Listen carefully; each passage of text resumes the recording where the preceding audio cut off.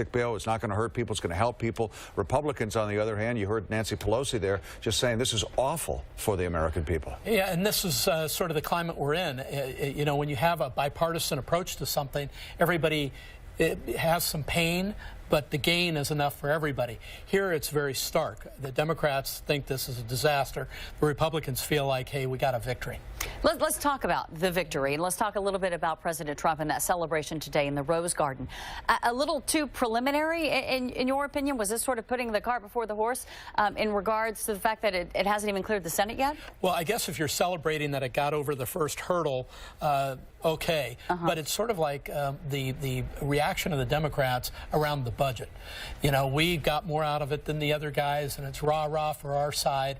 The American people are getting, in my view, a little tired of it, and we see it in the polling, of this divisive nature where everybody's declaring victory, but the people aren't getting the victory. Democrats maybe, Republicans maybe, but not the people. Have we crossed a threshold here by the vote being approved in the House that at some point down the line we are going to see the Affordable Care Act, President Obama's Affordable Care Act, repealed and replaced?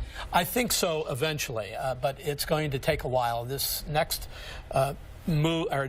stop with the Senate is a huge deal, and there's going to be hearings and lots of debate, so we've got a ways to go before we see what this looks like at the end.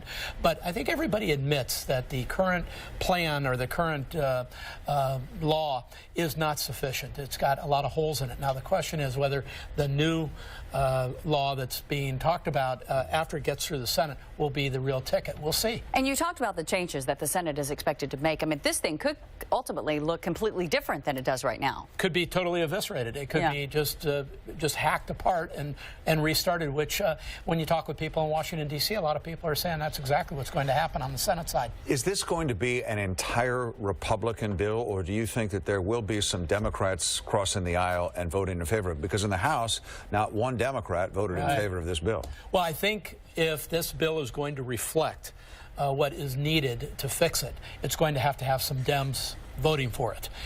The razor slim margin between Republicans and Democrats in the Senate require that, because not all Republicans are going to vote for this, and so they are going to need Democrats, and in that fact is the strength of the Democrats being able to profoundly affect this piece of legislation. All right, obviously you know, politics involved here, but we are talking about people and their health care. Yes. Something that, you know, everyone's going to be following as this moves into the That's the thing, Heather. Senate. I think people at the end of the day need to remember this is about people, not about who gets a win in Washington, D.C. This affects a lot. Yeah, it so does. Brian, thank you. Absolutely. Thank you. And a reminder, you can stay with us for continuing coverage on the health care debate, including reaction from here in the Bay Area. That's coming up on KTVU.